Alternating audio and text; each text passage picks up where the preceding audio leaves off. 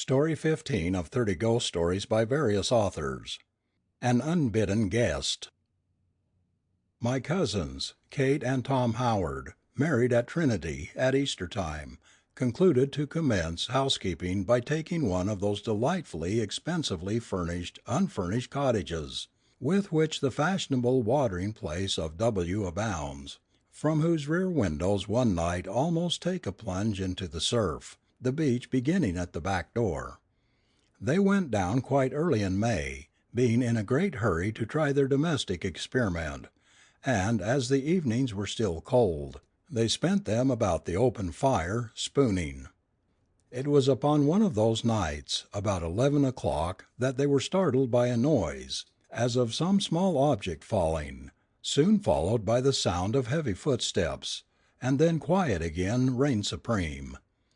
At once, Tom, poker in hand, boldly started in search of the burglar, followed by Kate, wildly clutching at his coat tail, and in a state of tremor. They looked upstairs, under the various beds, Kate suggesting that in novels they were always to be found there. The dining room was next explored, where all seemed well, and lastly the kitchen, where they found what was evidently a solution of the mystery. The burglar had entered by the back door, which was found to be unlocked and slightly ajar.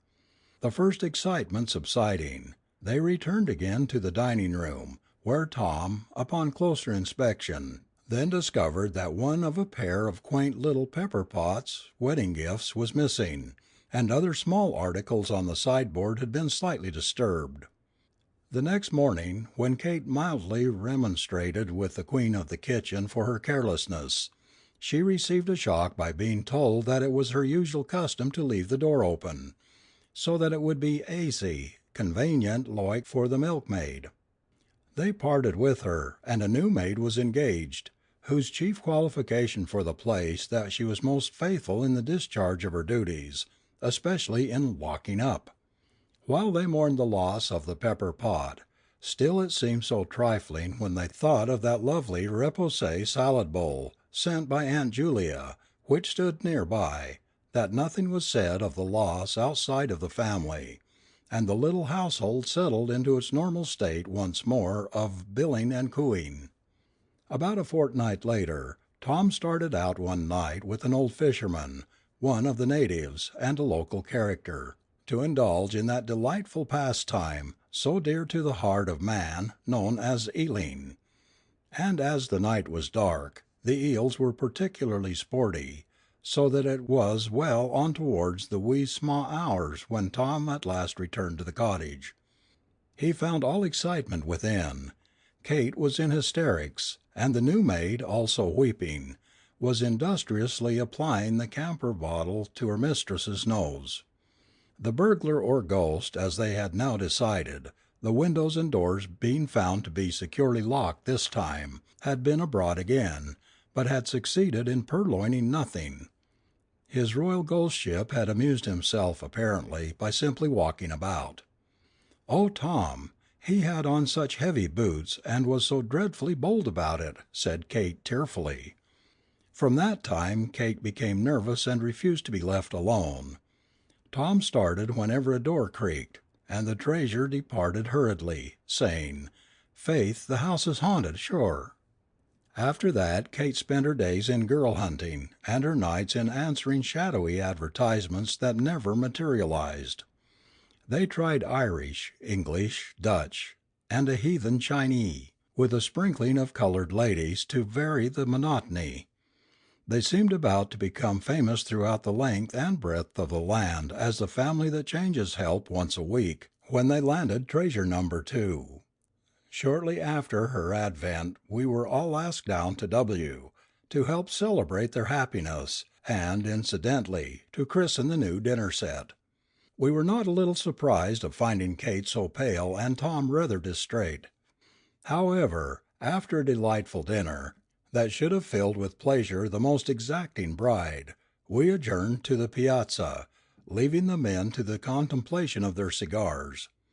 We were enthusiastic in our praise of the house, and congratulated Kate in securing such a prize, when to our horror she burst into tears and said, "Oh, girls, it's a dreadful place. It's haunted," and then tearfully proceeded with the details, until we all felt creepy and suggested the parlor and lights.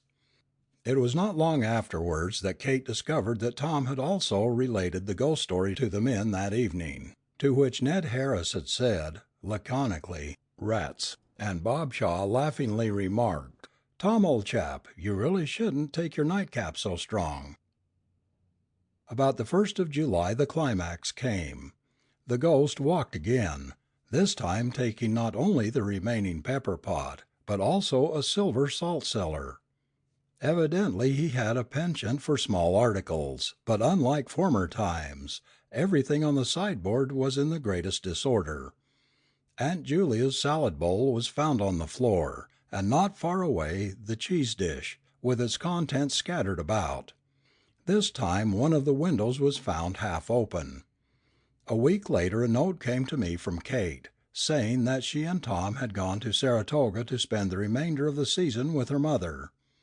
The following spring Tom received a note and parcel from Mr. B., the owner of the house at W., which read as follows: "Dear Mr. Howard, I send you by express 3 articles of silver, which my wife suggests may belong to you, as they are marked with your initials, namely 2 silver pepper pots and a salt cellar.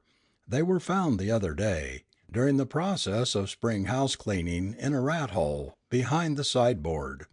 I forgot to have the hole stopped up last spring, or to caution you against the water rats.